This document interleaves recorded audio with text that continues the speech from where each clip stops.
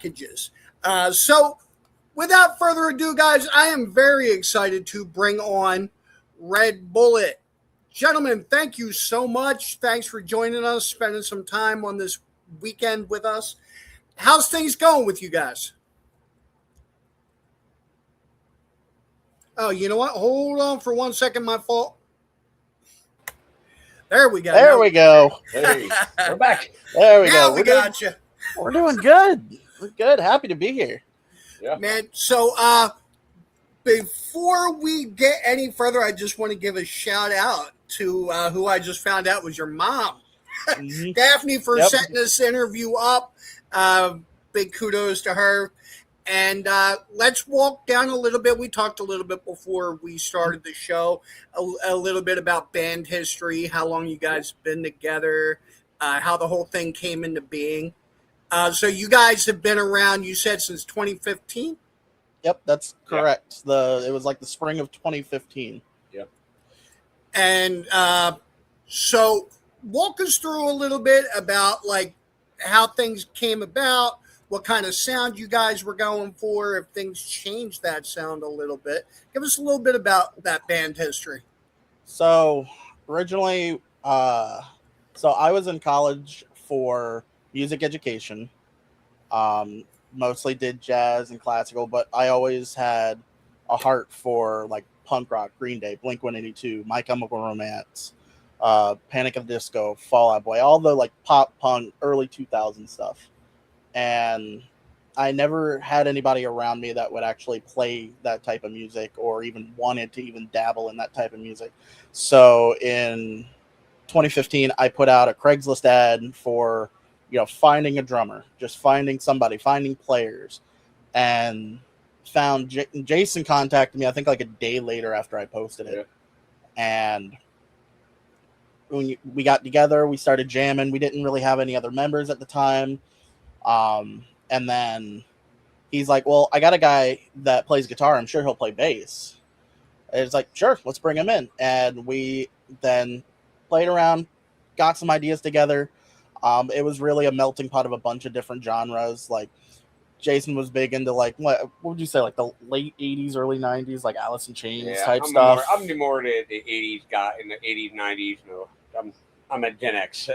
Yeah, right there with you. Yeah. And then like our former bass player, he was kind of in a similar boat, but kind of like mid 90s. And then I would cover like the 2000s. So our range for music was very broad in the span of like 3, almost 4 decades worth of music, which helped us out a lot at the beginning doing different songs. Oh yeah.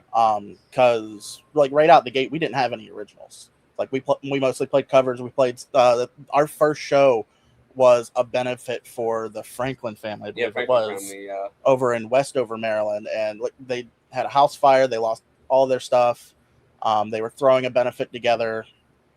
A couple buddies that I knew were able to get us on the bill. So a lot of the stuff was, classic rock type stuff. Yeah. So from there, we were doing practices in my mother's garage. Like I had a full stack, like 2 4x12 set up, had a small 4x10 cab set up for my bass player. He was playing on my drums at the time.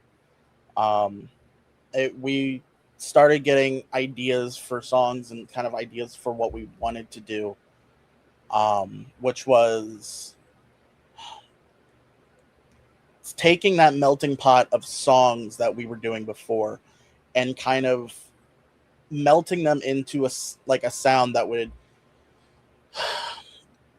so like taking Alice in Chains style drums and 90s style like Chris Novoselic on bass style bass playing, and then Billy Joe Armstrong guitar styles and vocals, and really just seeing what we could do with it. And that was basically our like first like kind of push into it. People loved the stuff we were doing. We had numerous shows where it would just be support for each other, and we at the end of the day, we really played for the people that were sitting at the back of the room. Yep. Like people that, were shy. They didn't know what to think. They didn't know what to do. Like they were confused in some way as well. Gotcha. And really at the end of the day, I think nowadays that's kind of what we need. Is there's a lot of people sitting in the back of the room that don't know how to voice their opinion. Yeah. We have really gotten to a part in society where, for me anyway, it feels like people are very vocal online, but when it comes time for face-to-face contact or just a normal conversation, I agree with you. They have a hard time voicing that opinion. Mm-hmm. And I think a lot of that also comes down to, like, even face-to-face, we get a lot of people that will do it face-to-face, but they'll do it more in an aggressive manner instead of having a peaceful conversation about something. Like, not everything has to be aggression. Oh, I agree with that 100%. We live in that aggressive day and age right now, unfortunately. Oh, yeah. And so as far as the sound, because what's great with you guys is I have a 28-year-old son, and what was great with the way I raised him was there was always a mutual understanding. I'll listen to your music if you listen to mine. I'll go to your concerts if you come to mine. Yep. And so my son saw Motley Crue, he saw Alice Cooper, he saw a lot of classic rock, and I went with him to Warped Tour and Fallen in Reverse, Black Veil Brides, things like that. So I know exactly what you guys are talking about. And so are you guys still doing covers? Are you still playing that kind of scene as well? So since 2020, since COVID and everything, we were doing mostly cover shows. However, now we've kind of split the entities from doing covers and originals. Red Bullet is our fully original project, and just everything that we do original wise with the new album we've got coming out hopefully next year. But also the covers, we didn't want to stray away from that because we enjoy them. There's songs that we've been playing for the last over 10 years now that, you know, just been kind of part of our own identity. So we kind of migrated those into a side project called the Extra Extras. Yeah. Because it's the extra songs. Do you guys have a full band with the covers, or is it still just the two of you guys? Still the same two of us. Yep. That's just awesome. Me and him. Now, what are some of your favorite songs that you love covering? Oh, man. So Basket Case by Green Day is one of mine. It's one that I can belt out just in a heartbeat. I would say my playing wise, oh, man.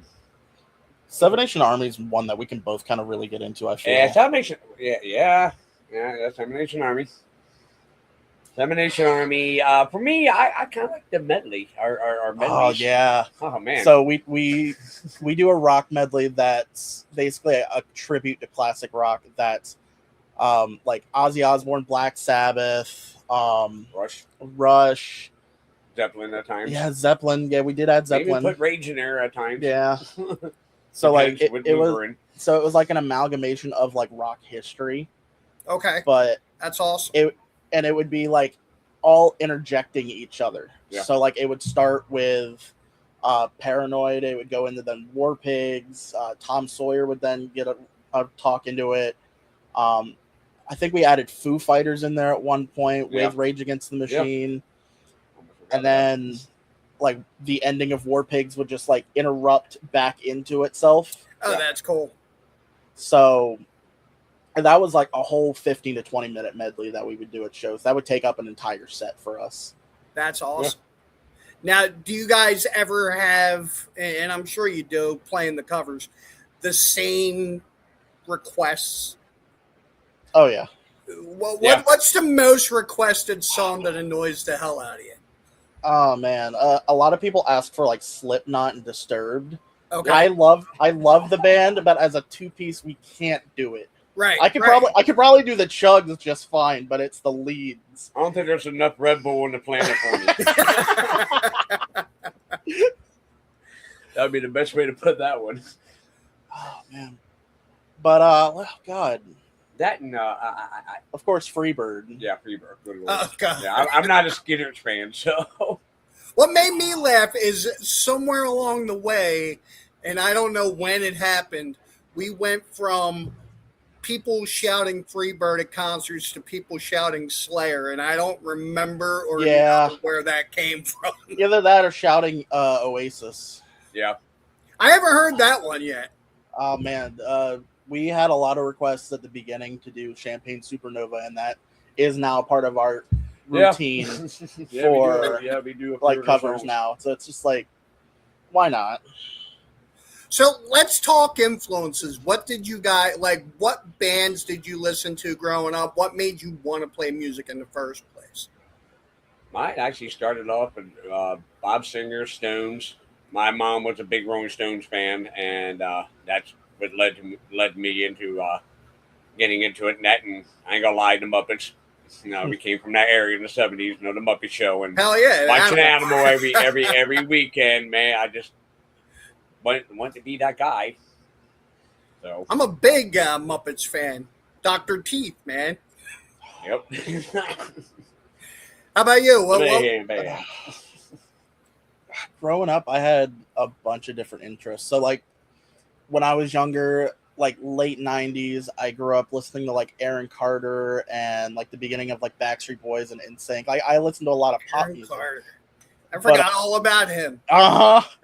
Yeah. My son was a big Aaron Carter fan. Oh man. Aaron's Party, Come Get It. I gotta find the cassette of that. I still have that. But then like my parents would listen to 80s and a lot of pop 80s, and then like kind of growing up I found like Green Day at a young age. I found Michael Jackson, I found Blink 182, and then the Black Parade by My Chemical Romance. So many big artists. And then like I got a hold of like my sister's iPod in like 2009, I think it was. And that kind of introduced me to a whole other side of like Falling in Reverse. Not Falling in Reverse, I'm sorry. Shoot, I'm drawing a blank on that. But Escape the Fate. There we go. Escape the Fate, yeah. Yeah, Escape the Fate. Same association. Yeah, same. It still had Ronnie. Yep. And then it kind of evolved from there, because when like right before I got out of high school, like I had an art teacher that would listen to like Disturbed, Slipknot, a little bit of Pantera, a lot of the harder style music, and I didn't really grow up on that. I didn't really know much about it, but listening to it and just kind of dissecting it in my head, just like there were things that spoke to me about it. And then going into college, I listened to more Green Day. Like I got into some of the newer stuff like Revolution Radio and their Uno Dos and Trace album, and then it kind of made me dive more into like the early 2000s pop punk stuff. Gotcha. While I was also doing trumpet and drums for my jazz band and symphonic style bands while I was in college. Good stuff. And then like later after that, like after I had gotten out of college, like I started really experimenting. I went into like electronic music, EDM style stuff, Daft Punk, Deadmau5, Skrillex, dubstep. Like when it comes to my music stylings, it just kind of exploded after I got out of college, because it was like, gotcha. Okay. Speaking of those influences, I gotta ask you: have you heard the new Avenged Sevenfold EP? No. I literally just saw a video on it. I actually like it. It reminded me of the synthwave style stuff back from like Blade Runner style. Like, yeah, absolutely. I like that. I like the neon lights and highways style stuff. Well, what I just found out about the band that I have a lot of respect for is that they now produce their own albums. That they now release their own albums. They're not under a label, and the fact that they're making their music the way they want to make it, I got a lot of respect for. Yeah, whether you like it or not, it's. I have a lot of respect for a band that'll take that chance. I didn't hear how much they paid, but they got all of their masters back too from the recording label, which I love. Yeah, you don't see that too often. Yeah, you really don't see that too often. And like the fact that they have just M Shadow is so talented. Sinister Gates is so talented. Like they need control of their stuff to be able to actually do what they need to do, not just write like catchy metal pop lyrics. Right. Like pop metal. So, what is the difference? What would you guys say is the biggest difference between playing the covers versus playing your own material? I think energy, Yep. honestly. So like we can like playing covers is almost like wearing a mask. You're trying to be like that band, trying to give that same energy, but while also trying to give it your own flair. When Yeah. versus when you're on stage playing your own stuff, like it's a lot of this is who I am, this is what I'm giving Yeah. you. If you don't like it, like you can shove off. Right. Now, do you guys ever do like a cover set and then slide an original in there from Red Bullet? Oh yeah. Oh yeah, Yeah, we have used done to do that a lot of times, and then we used to do the reverse. We used to do almost a full original set and then add like one or two covers in there just to kind of keep people on their toes. It's like, Yeah. oh, what are we doing next? Now, you guys are in the Baltimore scene, which used to be like Hammer Jacks and places like that. How Yeah. is the Baltimore scene right now? Uh it's a love-hate relationship. Yeah. um Really so when we first got into the Baltimore scene, we did soundstage, what was it, like Eight times? eight times Eight in the times span in of a 1 year. year. And for a local act, it was kind of a little unheard of. Yeah, we Be were honest with you. partnering with a booking agent out of Ohio, and they were doing a lot of stuff like soundstage and the Autobar, and like we were like bouncing between those two venues, like Yeah. networking with a bunch of other bands from the area. But now it's just, I don't know. We run with the same kind of like 3 or 4 venues now, like Gotcha. between Fish Head and Morse Fish Burgers. Head's great. I love Fish Fish Head. Head's fantastic. But yeah, like Fish Head, Morse Burgers, Zen West. You know, they're very nice places. We haven't been to Fish Head in what, like 2 years? Yeah, it's been 2 years. I know they had just changed their managerial and booking processes, so we're trying to get back into them. Gotcha. But like for a while, it was just like the same few venues, and then like we picked up a couple of shows up in I think it's Hartford County, Pennsylvania, or Harris County. I can't remember. York. York, yeah, up there towards York. Okay. My neck of the woods. Yeah, and Yeah, then I hear you. County. Not too far from me. I'm in South Jersey. okay. I'm on the other side of the Delaware Memorial. Gotcha. Oh, nice. Gotcha. Okay. Yeah, we've done a few shows over at like Bar 13 up in Wilmington. Oh, great spot. Yeah, So, I used to do shows in there all the fantastic time. spot. So we've bounced up and down like the central East Coast for a while, going as far west, I think, as West Virginia, I think, for one West show. Virginia, Yeah. Wow. Now, So, what yeah. would you say, like, writing-wise, as far as writing the music lyrically, what kind of message do you normally go after? Or is there, like, a bunch of different topics that you like to address in your lyrics? So a lot of what I write is stuff that I've been through, stuff that I've felt, so a lot of like the first 2 albums and EP that we did were based off of my failing at the time marriage. And just like the constant arguments, the hating each other, just the back and like her physical abuse, just like it really just kind of stuck to me, and I had to like put words to it and put it down on paper somehow. And like at the beginning, it was mostly like dealing with being a teenager, but not actually being a teenager, having to figure things out myself, figuring out a bunch of different stuff myself. While with some things there aren't, and I needed help for it. Again, speaking to the back part of the room of people just not knowing what to do. And then it evolved into more of an aggressive like style because I was angry. And a lot of the stuff that I was going through was angry. But I found recently, like being in a new marriage, being happier than I have ever been, that it's been a lot harder to channel those that same stuff. So it's like I don't want to go into it writing like poppy happy. I don't want to become Taylor Swift. I don't want to write about a breakup every 12 times. It's amazing how inspiring being pissed off is. Oh, man. And like I was going through like alcohol left and right. I've been a year sober, like as of this past December. Congrats, man. So I just like, made a thank year you. myself. Awesome, congrats. Yeah. So, So yeah, like, I August 14th was my 1 year.